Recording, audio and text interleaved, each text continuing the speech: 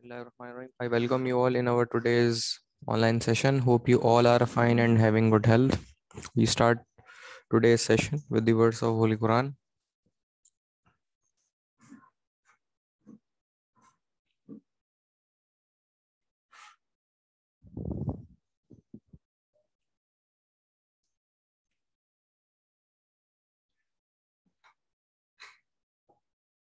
So today's session is about to study the series operation of power transmission lines. In this lab, we are discussing about the connection of two transmission line which are connected in series mode. Up till now, any one of you, if I have any kind of question, query, or difficulty regarding previous sessions, you may ask. I will answer the kind of question and resolve your queries. So we further coming towards the objective of the lab to measure the voltage distribution when two transmission line are connected in series. The theoretical aspect of lab, the power losses and voltage drops of transmission line are defined under load when the root mean square values, that are the RMS values of the electric quantities, are measured at both the starting and destination stations. So starting and destination station are sending ends and receiving ends respectively.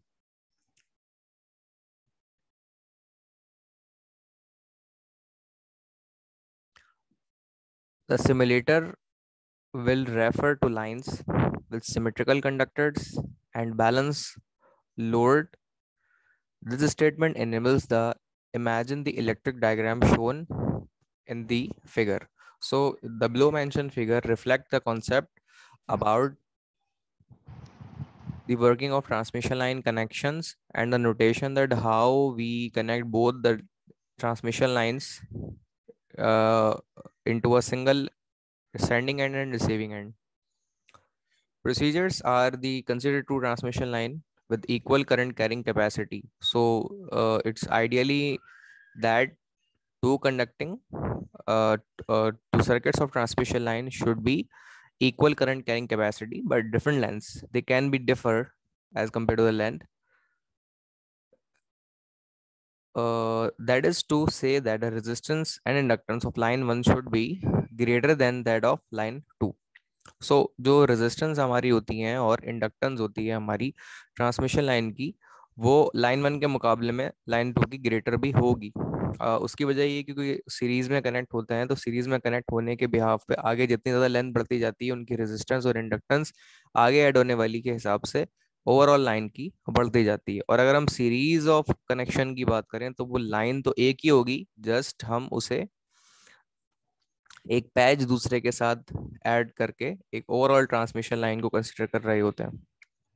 Connect only the jumpers at the origin of the line 1 and those of the end of line 2. Jumper connection की बात का मतलब क्या है कि मैं diagram दिखाई देता हूँ। जब हम ट्रांसमिशन लाइन, सबसे पहले तो ये कि लाइन 1 लाइन 2 लाइन 3 और न्यूट्रल, न्यूट्रल वैसे नॉर्मली नहीं होता है हमारी, लेकिन जब हम ट्रांसफार्मर के जरिए से दे रहे होते हैं तो वहाँ पे ट्रांसमिशन लाइन में न्यूट्रल यहाँ पे इसलिए कनेक्ट है क्योंकि ट्रांसफार्मर कनेक्ट है। अच्छा, लाइन फर्दर यहाँ पे कनेक्ट होती है, फिर मेजरिंग इंस्ट्रूमेंट के जरिए वो मेजर की जाती है। उसके बाद फिर आपके फ्यूजेस, स्विचेस, फिर आपकी ट्रांसमिशन लाइन यहाँ से शुरू हो जाती है। एंड देन ये ट्रांसमिशन लाइन जब कनेक्ट यहाँ पे हो जाती है, then further sending and receiving end circuit 1 के दो स्विचेस हो गए। फिर इनके मेजरिंग इंस्ट्रूमेंट्स के यहाँ पे करंट और वोल्टेज क्या आ रहा है, पावर क्या आ रही है, फ्रिक्वेंसी और लॉसेस क्या है, वो यहाँ पे और यहाँ पे भी आ रही होती है। उसके बाद जो है फिर हम जंपर वायर कनेक्शन से ये दूसरा ट्रांसमिशन लाइन सर्किट को कनेक्ट करते हैं आप, ताकि एक ट्रांसमिशन लाइन का सर्किट दूसरे ट्रांसमिशन लाइन के सर्किट से कनेक्ट हो जाए। इसी तरीके से दूसरी ट्रांसमिशन लाइन का जो सर्किट है उसके अपने switches, resistances, inductance, fuse, measuring instruments और at the end receiving end इस तरह यहाँ पे मुकम्मल होता है। तो ये दो ट्रांसमिशन लाइन के जो सर्किट्स हैं इनको आपस में इस तरह से सीरीज वे में कनेक्ट करने का तरीका है। अब जंपर वायर कनेक्शन की बात हो रही थी तो मैंने सोचा ये मॉडल में दिखा दूं ताकि एक मरतबा इमेजिनेशन जहन में आ जाती है तो उससे अंदाजा हो जाएगा। एक चीज जो कि इसमें मिस है वो क्या है कि ये ट्रांसमिशन लाइन का जो कंडक्टर है ना, ये ओवरऑल इमेजिनरी तौर पे यहाँ पे इन्होंने वो हटा दिया है, लेकिन कनेक्शन यहाँ से यहाँ पे मेक हुआ है। इसी तरीके से यहाँ से जो तीसरा कंडक्टर है वो भी मेक हुआ है, बस ये है कि वो जब डिजाइन कर रहे होते हैं तो उसके अंदर स्किप हो गया। बाकी कनेक्शन तीसरे कंडक्टर और यहाँ दूसरे कंडक्टर का कनेक्ट है ही। Up till now, any one of you have any kind of question regarding session, you can discuss. Otherwise, we continue the session. Okay. हम ये डिस्कस कर रहे थे कि जंपर वायर कनेक्शंस को कनेक्ट करते हुए एंड टू एंड हम दो ट्रांसमिशन लाइन 1 और ट्रांसमिशन लाइन 2 को कनेक्ट कर लेंगे। Connect the end of terminals of line 1 terminals immediately at the right of line 1 with the starting terminals of line 2 terminals at the left of the line 2 via sum of leads means जो jumper wire connections हमारे होते हैं to carry out the series connection of two lines to connect the two mode of transmission line in series way. Do not connect the jumpers with the capacitors. Capacitors के जरिए से आप connect मत करें jumper को, supporting that the parameters of capacitor is negligible, क्योंकि बाद scenarios में हम जो कैपेसिटेंस हैं उसको निग्लेक्ट कर रहे होते हैं। उसकी वजह क्या है? क्योंकि ट्रांसमिशन लाइन में directly capacitance connect series way में नहीं कर रहे होते, क्योंकि जब हम ट्रांसमिशन लाइन को सीरीज में कनेक्ट करते हैं तो it will be convert to the mode of long transmission line. And long transmission line की खासियत ये होती है कि उसमें capacitance already long transmission line यानी कंडक्टर्स की वजह से क्रिएट हो जाती है। उसकी बेसिक रीजन एक ये भी है कि two conducting plate separated by a dielectric of air then the capacitance would be create between these two terminals और conductors. So having said that, this statement, the capacitance would naturally create in your transmission line of series circuit. So that's the reason we are not connecting the jumper wires through the capacitance. So capacitance is already naturally exist in series transmission line. Connect the left busway with the three phase power supply and the load with the right busway. Remember that the allowable voltage value range would be 0 to 400 volt. ये चीज़ जो है आप very भी कर सकते हैं अपने बनाए हुए सर्किट के लिहाज से।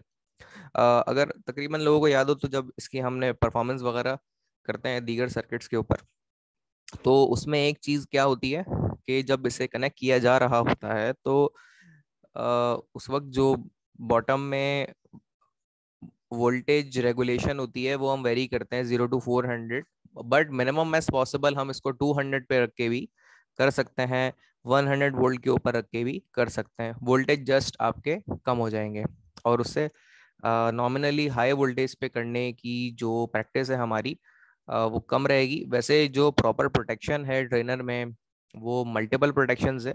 मैं एक रिमाइंड करवाऊँ प्रोटेक्शन के हवाले से, तो हमने जो प्रोटेक्शन है वो 3 कैटेगरी में डिवाइड की हुई है। सिर्फ आरसीसीबी और जो एमसीबी है वो पावर सर्किट्स के जरिए प्रोटेक्शन प्रोवाइड की है, और जो कंट्रोल सर्किट है उसके लिए एक एसपी सर्किट ब्रेकर हमने अलग दिया हुआ। तो ये 3 प्रोटेक्शन एग्जिस्टिंग सर्किट ब्रेकर में है। उसके बाद जो है फिर इंडस्ट्रियल सॉकेट के बाद जो है एक मेन सर्किट ब्रेकर इन सब ट्रेनर्स का लगा हुआ है।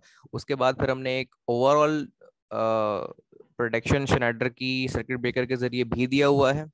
फिर ये चीज होने के बाद ओवरऑल फ्लोर का सर्किट ब्रेकर भी है जहां से लाइन लैब में आ रही है।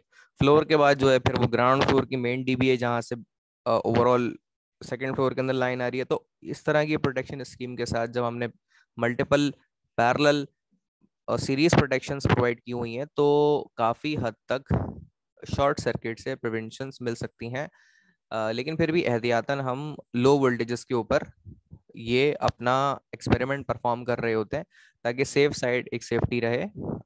Having said that, as per the management of university and department के हम जो भी परफॉर्मेंस कर रहे हो एक्सपेरिमेंट की वो एज प्रोटेक्टेड वेज में प्रोवाइड करें स्टूडेंट्स को, ताकि किसी भी किस्म का जानी और माली नुकसान उनको ना हो। बहरहाल फिर भी मैंने इसके बैक एंड के ऊपर प्रोटेक्शंस की जो सीरीज ऑफ स्कीम है, मल्टीपल स्कीम्स है, वो भी बता दी है। कंटिन्यू करते हैं हम आगे। हम डिस्कशन कर रहे थे reference of electric diagram regarding the line in series, that how the connection of two circuits of transmission line connect via series circuit. So इसके बाद हम आगे कंटिन्यू करते हैं लैब के प्रोसीडिंग में। इस डायग्राम में कोई डिफिकल्टी अगर किसी को है तो पूछ लीजिए। वैसे जो प्रोसीजर है उसके हवाले से कनेक्शंस कैसे होंगे, जम्पर वायर कनेक्ट कैसे होंगे, इंस्ट्रूमेंट्स ऑफ मेजरमेंट कहाँ पे कनेक्ट किए जाएंगे, साथ ही साथ जो है वो लाइंस कहाँ से इन हो रही होगी, मेजरमेंट कहाँ हो रही होगी, और वो रिसीविंग एंड सेंडिंग एंड के ऊपर कहाँ पे एंड हो रही होगी, और दीगर पैरामीटर जो लंब पैरामीटर है ट्रांसमिशन लाइन के वो भी हमने इसके अंदर डिस्कस कर लिए हैं। बट कोई डिफिकल्टी अगर किसी के जहन में है तो पूछ लीजिए। I will answer the kind of question and resolve the kind of queries if you have in your mind. Further observation की अगर हम बात करें तो ऑब्जर्वेशन के अंदर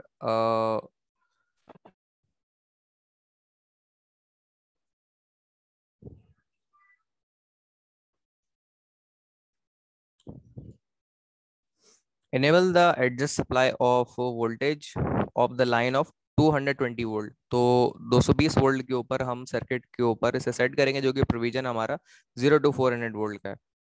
turn the origin and and switches of line 1 on in the sequence. तो sequential veg में सीक्वेंस क्या है जो कि प्रोसीजर का हम फॉलो करते हुए आ रहे हैं। Then turn the origin and and switches off the line 2 to on.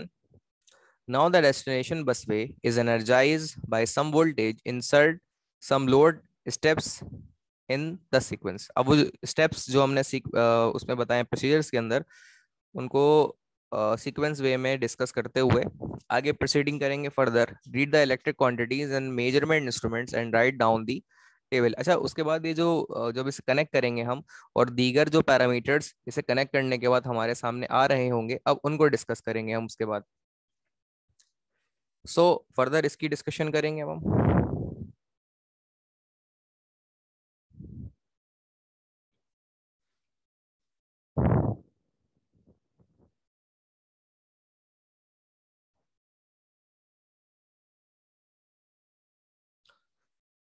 इसमें फर्दर जो लोड कंडीशन है हमारी 1 2 3 के मोड्स के अंदर, तो लोड इसमें किस तरह से कनेक्ट किए जाएंगे। Interlink voltage measurement of the origin. अब ये वोल्टेज हमारे लाइन 1 to 2 2 to 3 3 to 1 करके होंगे जो कि 220 वोल्ट 220 वोल्ट 220 वोल्ट जो कि हमने सेट किया हुआ आ रहे होंगे। लाइन 1 में से करंट कितना गुजर रहा है, अच्छा ये लोड कनेक्ट करने के बाद हम बताएंगे। लोड की जो नोटेशन है हमारी वो फिर रेजिस्टिव लोड, इंडक्टिव लोड और कैपेसिटिव लोड या इनका कॉम्बिनेशन, यानी आर एल सी को हम कॉम्बिनेशन में सिर्फ आर एल और सी भी ले सकते हैं, आर सी आर एल भी ले सकते हैं और आर एल सी भी ले सकते हैं। तो इट्स अप टू दैट। उनमें से लोड जब कनेक्ट करेंगे तो उसका करंट कितना जा रहा है वो यहाँ पे लिखेंगे। इंटरलिंक वोल्टेजेस क्या आ रहे हैं वो यहाँ लिख देंगे। Interlink voltage measure eight the end of line वो यहाँ पे लिख देंगे। Further parameters. अजान का एक ब्रेक ले लेते हैं थोड़ी देर का, फिर कंटिन्यू करते हैं सेशन को।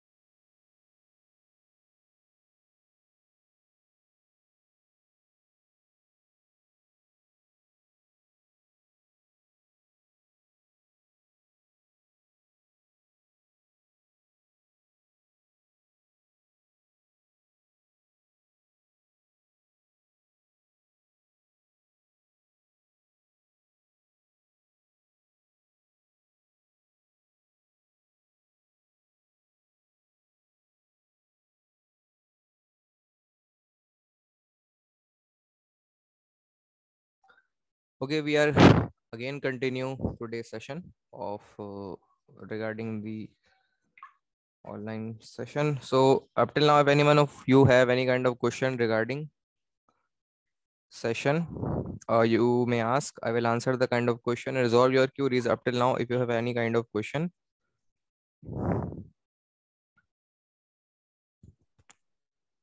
नो सर, फिलहाल सर कोई क्वेश्चन नहीं है। Guruji, thank you very much. We further continue the session. We was on observation table. अच्छा, इसकी बात मैं बता रहा था कि परफॉर्मेंस के एस्पेक्ट पे जब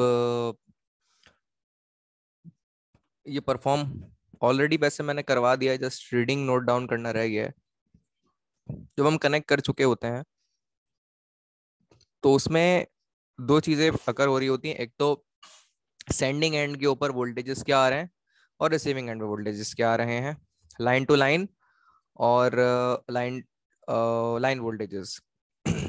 फर्दर इनके करंट्स क्या आ रहे हैं सेंडिंग एंड पे रिसीविंग एंड पे, और एट द एंड में वोल्टेज ड्रॉप इनका कितना है। तो जो जिस तरह U11 के वोल्टेजेस हैं उसको हम माइनस कर देंगे U22 के वोल्टेजेस से, तो डिफरेंस ऑफ वोल्टेज हमारे पास आ जाएंगे कि आया वोल्टेज ड्रॉप भी कोई लाइन में आया है या नहीं, अगर हम सीरीज ट्रांसमिशन लाइन को कनेक्ट करते हैं। तो आप बताएं, क्या ट्रांसमिशन लाइन को अगर सीरीज में कनेक्ट करते हैं इस तरीके से मोड ऑफ कनेक्शन में, तो क्या इनमें वोल्टेज ड्रॉप आएगा या नहीं?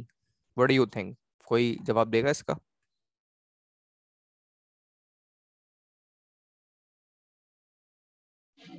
सर वोल्टेज ड्रॉप तो आना चाहिए क्योंकि सीरीज में वोल्टेज ड्रॉप होता है सीरीज कनेक्शंस के अंदर। जी जी, वोल्टेज ड्रॉप होगा। कोई कोई ऐसा तो शख्स नहीं है जो ये कहे कि जी वोल्टेज ड्रॉप तो नहीं आएगा। तकरीबन लोगों का यही जवाब होगा कि इसमें वोल्टेज ड्रॉप की जो अकरेंस होगी वो लाजमी होगी, क्योंकि हम जब सीरीज में कनेक्ट करते हैं। अच्छा, ये बात तो हो गई है कि सीरीज में कनेक्ट करेंगे तो वोल्टेज ड्रॉप आएगा, लेकिन सवाल का सिर्फ यही जवाब नहीं है। इसका मुकम्मल जवाब क्या होना चाहिए, तो वोल्टेज ड्रॉप आता क्यों है? आएगा तो पता है, लेकिन क्यों आएगा? इसका ये जवाब नहीं है कि वो सीरीज में कनेक्ट होगा इसलिए वोल्टेज ड्रॉप आएगा। सर वो इसलिए आएगा क्योंकि हर एक जो भी लोड लगा हुआ है हम्म। उसके उसकी यूटिलाइज होने के बाद उसी की सीरीज में दूसरा लोड लगा हुआ होता है। मतलब पहले एक मोटर हो गई, उसी के साथ अगर दूसरी मोटर हम सीरीज में करके लगाएं एक हम्म। ही कनेक्शन में, हम्म। तो पहले जो फर्स्ट मोटर है उसके ऊपर लोड ड्रॉ होगा, फिर दूसरी जो मोटर है उसके ऊपर लोड ड्रॉ होगा।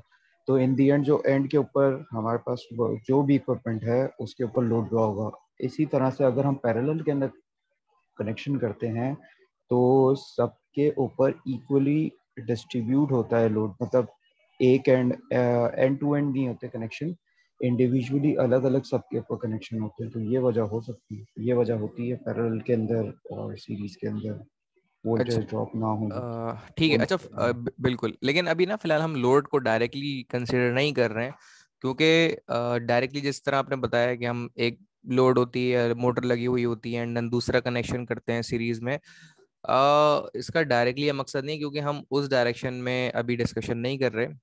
विदाउट लोड की बात हो रही थी कि अगर लोड कनेक्ट नहीं है और सीरीज में हम इस तरह नोटेशन वाइज कनेक्ट कर रहे हैं। इसमें जो मजीद बात है वो मैं कर लेता हूँ आगे। जब हम लाइन को कनेक्ट करते हैं तो लाइन की अपनी रेजिस्टेंस होती है, इंडक्टेंस होती हैं, और दीगर जो फ्रीक्वेंसी ओरिएंटेड पैरामीटर्स होते हैं, इंडक्टेंस, रेजिस्टेंस और इनके कॉम्बिनेशंस। तो वो लाइन की लेंथ की वजह से भी वोल्टेज ड्रॉप आता है, क्योंकि लाइन की लेंथ जो है वो खुद अपनी अकरेंस ऑफ रेजिस्टेंस, इंडक्टेंस और दीगर पैरामीटर रखता है। तो इस सूरत हाल में इस वजह से वोल्टेज ड्रॉप आता है। और ये लाइन ड्रॉप वोल्टेज ड्रॉप की वजह एक लाइन है, और अगर हमने ये दो कनेक्ट कर ली तो फिर लेंथ मजीद इंक्रीज हो जाती है एंड टू एंड, क्योंकि इसका एक एंड यहाँ एंड देन फिर सीरीज कनेक्ट करके दूसरा भी हमने ज्वाइन कर लिया, तो फिर दूसरे का फिर यहाँ पे एंड होगा। बाज दफा हम इस तरह के कनेक्शंस मल्टीपल्स कनेक्ट कर रहे होते हैं, multiple series of transmission lines होते हैं, जिसको हम एक कनेक्ट करते हैं, देन अगली कनेक्ट करते हैं, देन अगली कनेक्ट करते हैं। पैरेलल में हम बाद में बात करेंगे, लेकिन सीरीज में जो है जब हम कनेक्ट कर रहे होते हैं तो लाइन लेंथ बढ़ने के नतीजे में वोल्टेज ड्रॉप आता है, जो कि एट द एंड में नो लोड पे भी आ रहा होता है। और जब लोड कनेक्ट करते हैं उसका भी इम्पैक्ट होता है ऑलरेडी, लेकिन नो लोड कंडीशंस के अंदर भी लाइन का इटसेल्फ लेंथ इंक्रीज होने के नतीजे में वोल्टेज ड्रॉप आता है, जिसको हम डिस्कस कर रहे थे।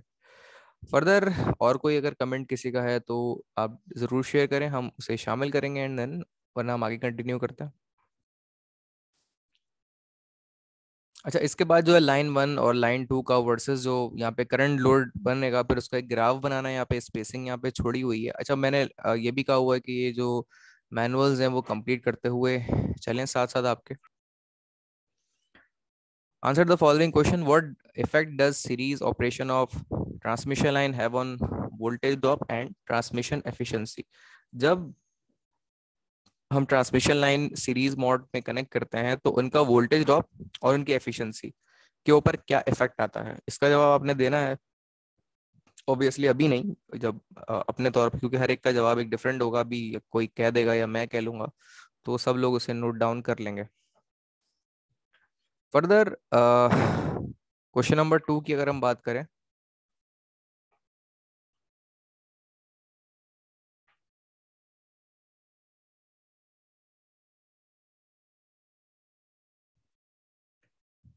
क्वेश्चन नंबर 2 के अंदर ये बात पूछी गई है कि which line accounts for highest voltage drop in the system, what is the reason, कि वो कौन सी लाइन है जिसके ऊपर ज्यादा से ज्यादा वोल्टेज ड्रॉप आएगा। मिसाल के तौर पे ये जो ट्रांसमिशन लाइन हमने कनेक्ट की है, इसके ये वाले एंड पे वोल्टेज ड्रॉप ज्यादा आएगा या ये वाले एंड पे, यानी फर्स्ट एंड या सेकंड एंड की जो ट्रांसमिशन लाइन है, किसके ऊपर वोल्टेज ड्रॉप ज्यादा आएगा? अब ये भी आप अभी जो डिस्कशन हुई इसमें इसका जवाब मौजूद है। तो और अगर कोई लेट आया तो इसकी रिकॉर्डिंग ऑलरेडी मैं शेयर करूंगा, तो फिर उसको सुनते हुए आप इसका जवाब लिखिएगा। क्वेश्चन नंबर 3 पे हम आते हैं। What do we need to operate two transmission line in series? हमें क्या करना होगा दो ट्रांसमिशन लाइन को सीरीज में कनेक्ट करने के लिए, या फिर अगर दो से ज्यादा हमारे पास ट्रांसमिशन लाइन हो तो उन्हें कनेक्ट करने के लिए हम क्या करेंगे सीरीज ट्रांसमिशन लाइन के लिए? तो फिर इसका जवाब अगर आपको हो तो वो भी दिएगा। फर्दर यहाँ पे ये लैब एंड हो जाती है। Eight the and lab report या लर्निंग आउटकम आपने यहाँ पे लिखने हैं कि इस लैब में क्या सीखा, जितनी भी डिस्कशन है। अंटिल अनलेस कि आप यहाँ पे ऑब्जेक्टिव लिख लें तो उससे बेहतर ये है कि उसमें डिटेल सारी फिल करें कि इसमें क्या डिस्कशन आपने सीखी, जो हमने करी है वो लर्निंग एस्पेक्ट से आप इसमें यहाँ पे लिखेंगे कि वो कौन कौन चीज़ें हैं जो आज के लैब सेशन में हमने यहाँ पे डिस्कस की है। फर्दर हम यहाँ पे parallel operation of transmission line को डिस्कस करते हैं अपनी नेक्स्ट मैनुअल से।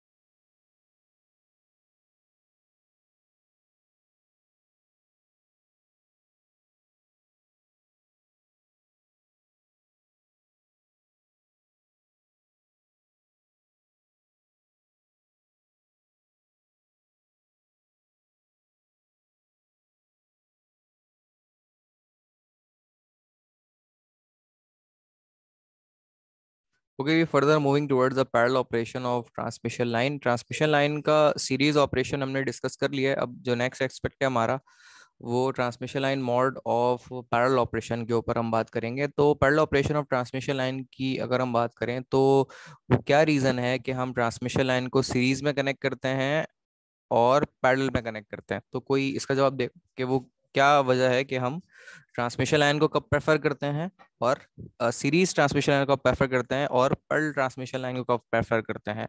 तो इसका कोई जवाब देगा? सर हम पैरेलल ट्रांसमिशन लाइन को प्रीफर करते हैं ज़्यादातर। पैरेलल को नहीं, मैंने इन दोनों में प्रेफरेंस नहीं पूछी मैं। अच्छा, सवाल मैं जरा और रिफाइन कर देता हूँ। सीरीज ट्रांसमिशन लाइन के क्या एडवांटेजेस हैं और पैरेलल ट्रांसमिशन लाइन के क्या एडवांटेजेस हैं?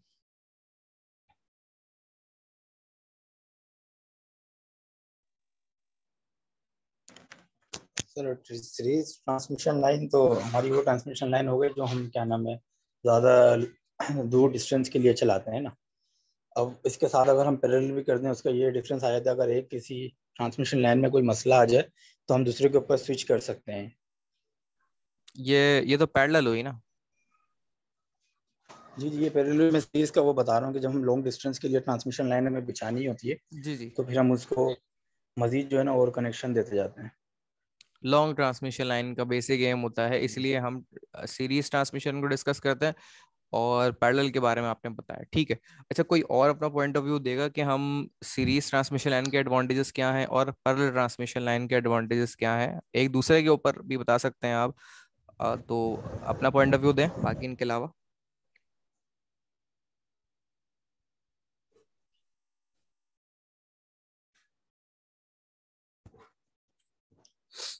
और कोई जवाब देना नहीं चाहता क्या? 19 लोग हैं भाई डिस्कशन में। ओके, तो जैसा कि इन्होंने बताया बिल्कुल सही है ये बात।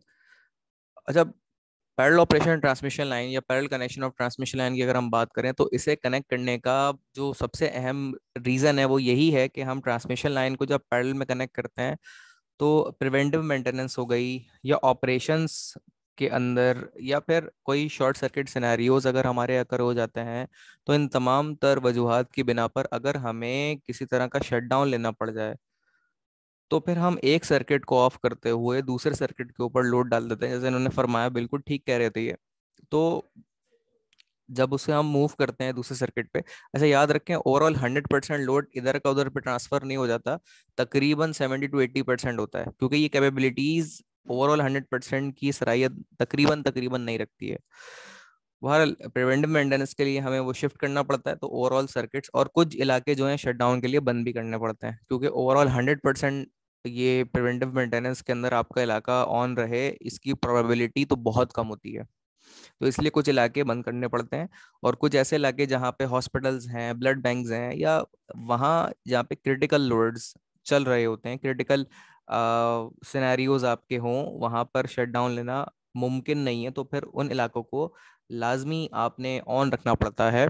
ये प्रायोरिटीज और इलाकों की नौयत के लिहाज से है। अच्छा, वहाँ जो बैठे हुए ऑफिसर्स होते हैं ऑपरेशंस में, उन्हें इन बात का अंदाजा होता है कि वो कौन से इलाके हैं जिन्हें बंद करना मुनासिब है, जिन्हें बंद हम कर सकते हैं, और वो कौन से इलाके हैं जिन्हें हम बंद बिल्कुल नहीं कर सकते। वहाँ पे हॉस्पिटल्स हैं, डिस्पेंसरीज हैं, ब्लड बैंक्स हैं, और दीगर एनआईसीयू के बहुत सारे हमारे इदारे भी हैं जिनको बंद करना मुमकिन नहीं है, तो इसीलिए वहाँ की इलेक्ट्रिसिटी को शट डाउन नहीं किया जाता। ठीक।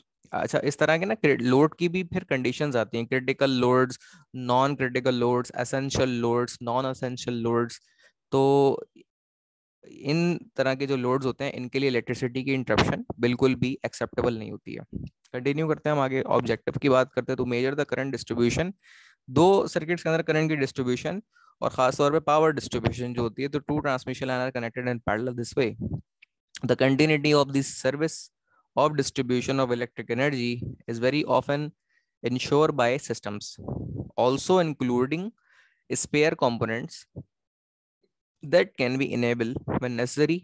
This is reason why, besides the generators and the step up step down transformers can be used, also main the long distance power lines have the spare line. अच्छा, इसके लिए जैसे शुरू में सवाल के जवाब में जिक्र हो रहा था, इसमें स्पेयर लाइन लाजमी रखनी पड़ती है, क्योंकि जब आप पैरेलल ऑपरेशन करेंगे तो पैरेलल ऑपरेशन के लिए एक बंद करके दूसरे के ऊपर आप शिफ्ट करेंगे, वो तब करेंगे जब आपके पास स्पेयर में सेकंड ऑप्शन मौजूद हो।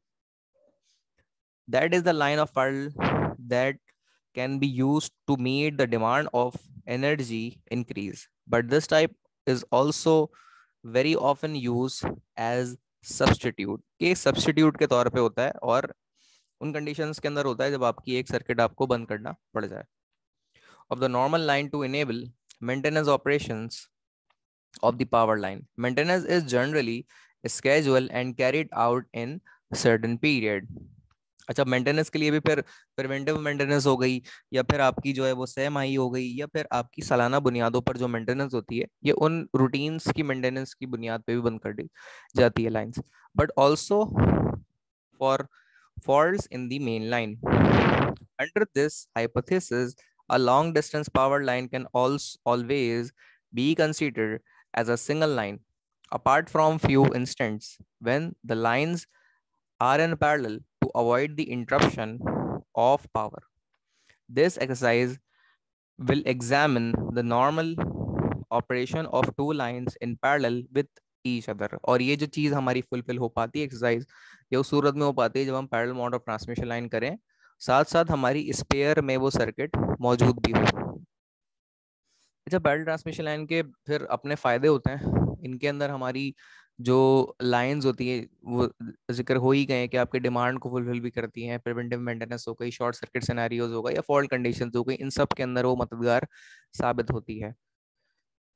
प्रोसीजर क्या है इस एक्टिविटी का, इस लैब का जो हम करेंगे? तो consider two lines with equal current carrying capacity and almost equal length. इनकी लेंथ तकरीबन सेम होना जरूरी है।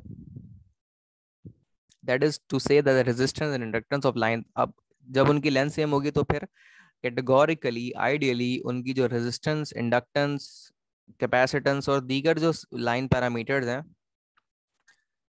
वो भी सेम रहेगी। line 1 should be equal or close to that of line 2. Connect all the jumpers of the origin of line 1 of those of line 2 and at the end of line 1 with those of end line 2. अच्छा, इसका जो overall aspect है वो मैं diagram के जरिए से आप लोगों को बता देता हूँ। ये इस तरह का होता है। अब इसमें अगर आप देखें तो इलेक्ट्रिसिटी हमारी आ रही है ट्रांसफार्मर के जरिए, ट्रांसफॉर्म होने के बाद यहाँ से कनेक्ट हो रही है। एक सर्किट ट्रांसमिशन लाइन का है और दूसरा सर्किट ट्रांसमिशन लाइन का। इन दोनों को आपस में हमने यहाँ पे कनेक्ट कर दिया है जंपर वायर्स के जरिए से, और इन दोनों को पे आपस में कनेक्ट कर दिया हमने जंपर वायर्स के जरिए से। अब जब हमने इसे कनेक्ट कर दिया है तो हमारा जो एक सर्किट को फीड तो हम यहाँ से कर रहे हैं। अच्छा, जो लोड हमारा ड्राइव हो रहा होगा ना वो ये लाइन का सर्किट का ड्रॉप, यहाँ से हम लोड को ड्राइव कर रहे होंगे जंप करके वायर्स को, या पैरेलली हैंग आउट करके यहाँ से निकाल के। अच्छा, एट द एंड ये हमारा मेजरिंग, ये लोड हमने कनेक्ट किया लोड बैंक, जिसके जरिए से हम यहाँ पे लोड कनेक्ट करते हैं और उनको ऑब्जर्व कर रहे होते हैं। ये भी बात सही है कि हम सिर्फ यहाँ से भी ले सकते हैं लोड को, और इस तरीके से सर्किट कंप्लीशन के साथ हमारा पैरेलल ऑपरेशन फुलफिल यहाँ पर हो जाता है। तो ये दो हमने सर्किट को जो ट्रांसमिशन लाइन के हैं पैरेलली कनेक्ट कर लिया है। अच्छा, ये जो आप देख रहे हैं ये मेजरिंग इंस्ट्रूमेंट्स है कि इनके वोल्टेजेस कितने आ रहे हैं, करंट कितने आ रहे हैं, या दीगर पैरामीटर्स, उनको मेजर यहाँ इससे किया जाता है। ऐसे वोल्टेज मेजर कर रहे हैं दो लाइन के पैरेलल में रखकर, और ये मीटर जो दरमियान में लगा हुआ है ये इसके करंट को मेजर कर रहा है। ठीक है, करंट को मेजर कर रहा है, करंट को मेजर कर रहा है और करंट को मेजर कर रहा है। तो it's up to us that के हम ट्रांसमिशन लाइन के किस एंड के ऊपर करंट को मेजर करना चाहते हैं और किस एंड के ऊपर वोल्टेज को मेजर करना चाहते हैं। कंटिन्यू करते हैं अगेन जो हम प्रोसीजर को डिस्कस कर रहे थे। पॉइंट 2 हमारा हो गया था, turn the origin of the end of switches of both the line to off. Connect the left busway with the 3-phase power supply and a load with the right busway.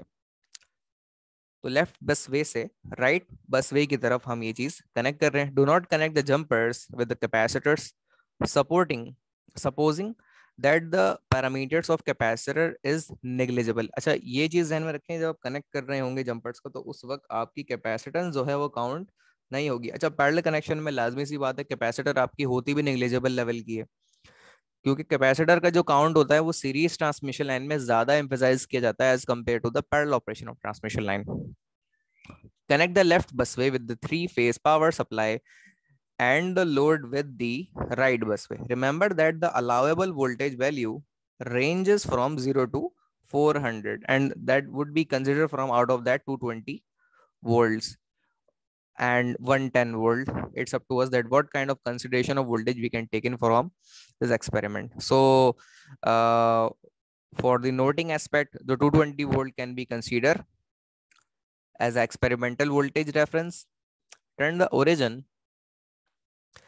and end switches of line 1 to on.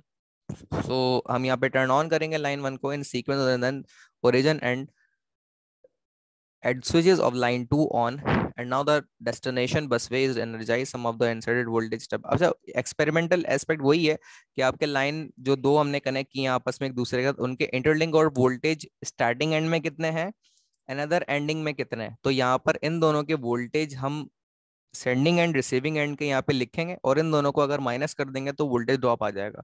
Parallel transmission line में voltage drop तकरीबन तकरीबन negligible होता है, लेकिन आता जरूर है। Transmission line series of connection में बहुत ज्यादा होता है, पैरेलल में बहुत कम होता है। इसी तरीके से हमारा करंट लाइन 1 और लाइन 2 का, वो जो हमारे करंट मीटर मैं बता रहा था कि मीटर हम यहाँ पे कनेक्ट हैं ताकि ट्रांसमिशन लाइन के करंट को भी मेजर किया जा सके। तो लाइन 1 का करंट, लाइन 2 का करंट यहाँ पर आ जाएगा और एट द एंड अगर हम लोड कनेक्ट कर देते हैं तो फिर लोड के एंड पे कनेक्ट करंट क्या आ रहा है उसको भी यहाँ पे मेजर किया जा सकता है। तो दोनों लाइन का करंट यहाँ पे लिख देंगे हम,